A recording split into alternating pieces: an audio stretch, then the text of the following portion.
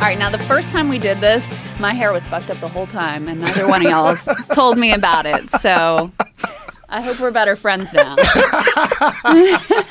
You just don't say a word. Is that recorded? Did you record that? We should leave that part in. I was just like, you look beautiful, Krystal. I watched it afterwards, and I was like, what the fuck? Too, you know? Okay. Number one, it's different. Number two, I had like this piece was like protruding. I've been bald, like shaved head for like 13 years now or something like that, so I don't even think about it. Like, your hair's fucked up, I'm like, who cares? Yeah, you know, I get it, though. I get it. Yeah, sorry. It was a real betrayal, but it's okay. We're moving sorry. forward. We're moving. Well, it's really on him because you and I were just getting to know each other then, Right. so it was really his fault. No.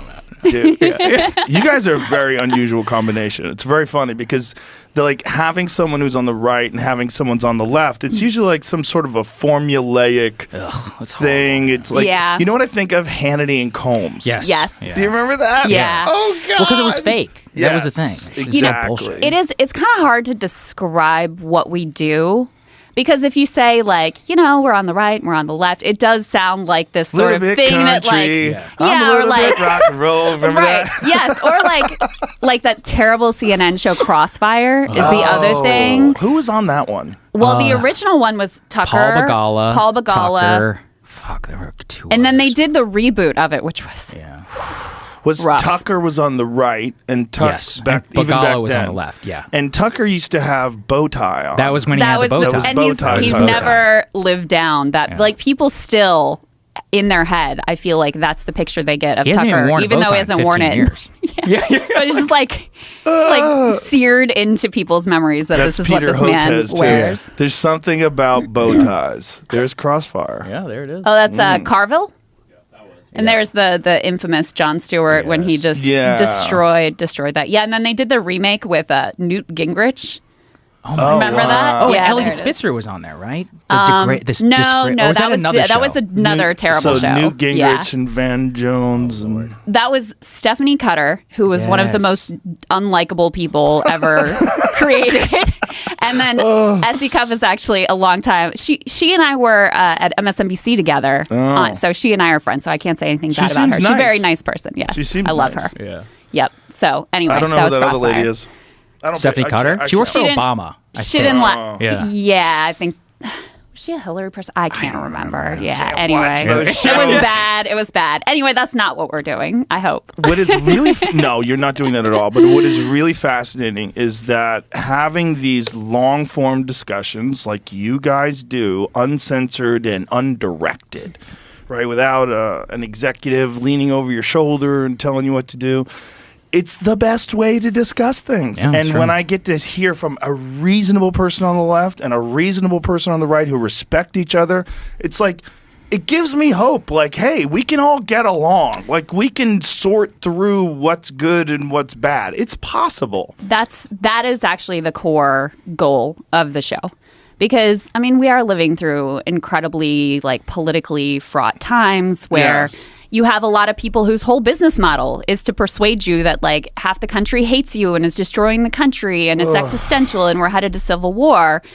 And so I feel like if Saagar and I can, you know, agree on some things, which we do, and have debates on topics that are, you know, difficult and tense and fraught, and be able to do that day after day in a way that is respectful, that's like not just trying to score points, but actually trying to learn from each other.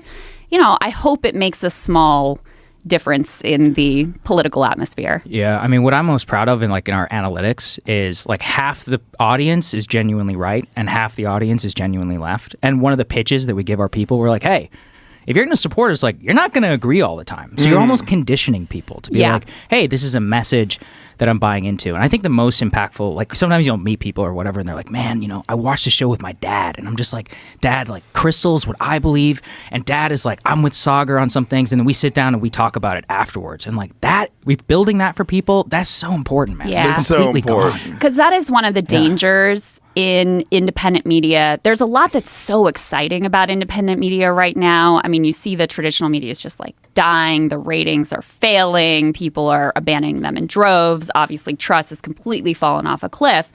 But there are some pitfalls in independent media too, and one of them is that you develop an audience that is one ideology that just wants to hear one thing and is there to hear what they already think about things. And so I think because of the fact that we have different opinions and our different, political ideologies, that has sort of protected us against having an audience that is there for any one particular idea. And, we'll see sometimes like people go, oh, you guys said this and that, and we disagree with you. And it's like, you know what? If this isn't the thing for you, you owe it to yourself to go somewhere else where you're going to hear every day, I guess, whatever it is that you want to be told from within your bubble. Well, I think you guys have reached a point where I have to give you the speech. And it's like, you got to stop paying attention to the comments. Yeah, it's so true. I've been giving you a speech for like 3 years. I've been giving you this speech. I'm telling you, I'm right. I'm right on this. You are 100%. You are right.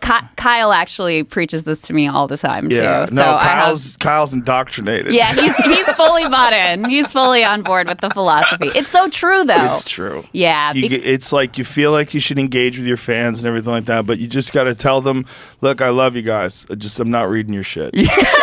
I love you. I do this for you. I hope you enjoy it. I'm happy that you enjoy it.